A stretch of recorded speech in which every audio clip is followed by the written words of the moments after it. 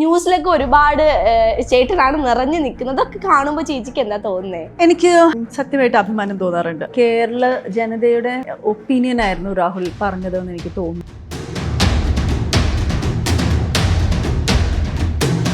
ഇത് ചെയ്തപ്പോൾ ഞാൻ ഓർഗനൈസ്ഡ് ക്രൈമിൻ്റെ ഭാഗമാണ്, സൂയിസൈഡിൻ്റെ വെർജിലോട്ടൊക്കെ പോയി എന്ന് പറയുന്നതിൻ്റെ ഒരു ഇതാണ്. ഒരു സൈഡിൽ മുഖ്യമന്ത്രി, ഒരു സൈഡിൽ വനിതാ കമ്മീഷൻ, കേരളത്തിലെ 99% മീഡിയ, പോലീസുകാർ നിന്നിട്ട് പോലും ഞാൻ അടക്കമുള്ളവർ റേസ് ചെയ്ത ക്രിറ്റിസിസത്തിനാണ് കൂടുതൽ അക്സെപ്റ്റൻസ് കിട്ടിയത്. ഏതോ ഒരു പൾസ് ജനങ്ങളുടേത് ടച്ച് ചെയ്തു എന്നുള്ളതാണ്. You should be tolerant towards criticism, അത് മാത്രമേ ഉള്ളൂ. എല്ലാ വശത്തുനിന്നും നിരന്തരം ചീത്ത വെക്കുന്ന ഒരു സെൻട്രിസ്റ്റ് എന്ന നിലയ്ക്ക് എന്നോടാണ് ഇത് പറയുന്നത്. സ്ഥിരം ചീത്ത കേൾക്കാറുണ്ട്. അതെ അതെ. ആദ്യമൊക്കെ കേൾക്കുമ്പോൾ എനിക്ക് സങ്കടമായിരുന്നു. ഓർമ്മയില്ലേ, ഞാൻ പറയായിരുന്നു ഒരാഴ്ച എൻ്റെ അടുത്ത് കാരണം ഇങ്ങനൊരു കമൻറ്റ് വന്നിരിക്കുന്നു, നമ്മൾ അതിന് പ്രതികരിക്കണം, നമുക്ക് റെസ്പോണ്ട് ചെയ്യണം ആ കമൻറ്റിനോട്. അതിന് എന്തിനാണ് റെസ്പോണ്ട് ചെയ്യുന്നത്?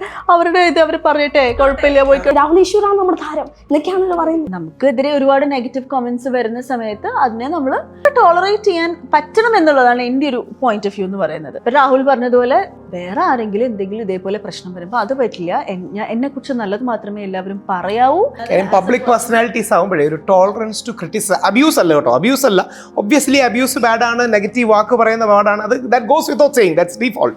പക്ഷേ കുറച്ചൊക്കെ ടോളറൻറ്റ് ടു ക്രിറ്റിസിസം ആണ്.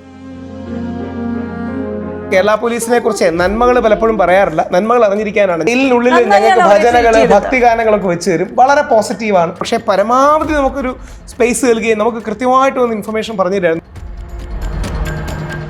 വീട്ടിൽ എന്തെങ്കിലും ഇഷ്യൂ നടക്കുമ്പോൾ എങ്ങനെയാണ് ചേട്ടൻ ഒരു ചോദ്യം ചോദിച്ചാൽ ഒരു അരമണിക്കൂർ നിർത്തി പൊരിക്കും എന്നാണ്? നിങ്ങൾ എന്ത് പറഞ്ഞാലും ഞാൻ വിചാരിക്കുന്നത് നടക്കും, അതുകൊണ്ട് തർക്കമില്ല. നമ്മൾ ഈ തർക്കിക്കുന്നത് എപ്പോഴും നമ്മൾ ഒരാൾ ഒരു ഒപ്പീനിയൻ പറയുന്നു, നമ്മൾ വേറൊരു ഒപ്പീനിയൻ പറഞ്ഞ് അവരുടെ മുകളിൽ വിജയിക്കണം എന്നുള്ളപ്പോഴാണ് നമ്മൾ തർക്കിക്കുന്നത്.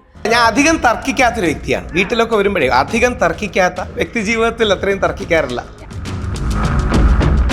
ഇതുപോലെ പണ്ട് ശബരിമല വിഷയം വന്ന സമയത്തും ഒരുപാട് ജനങ്ങൾ വന്നിട്ട് ഞങ്ങളുടെയൊക്കെ പ്രാർത്ഥനയുണ്ട്, നിങ്ങളുടെ കുടുംബത്തിന് ഇതിന് അനുഗ്രഹം കിട്ടും എന്നൊക്കെ പറയുമ്പോൾ ഉണ്ടല്ലോ, നമുക്കത് ഭയങ്കര ഒരു സന്തോഷം. എന്നെ പോലീസ് അറസ്റ്റ് ചെയ്തുകൊണ്ട് പോയി. അപ്പോൾ ഈ ട്രാക്ടറിൽ മറ്റേ ടാർപോളിൻ കെട്ടിക്കൊണ്ടുപോയി, അറസ്റ്റിൻ്റെ വിഷ്വൽ മീഡിയക്കാർക്ക് കിട്ടാതിരിക്കാൻ. ഇതിൻ്റെ പ്രശ്നം എന്ന് പറഞ്ഞാൽ അപ്പോൾ അത് കുറേ കൂടെ സീരിയസ് ആയിരുന്നു.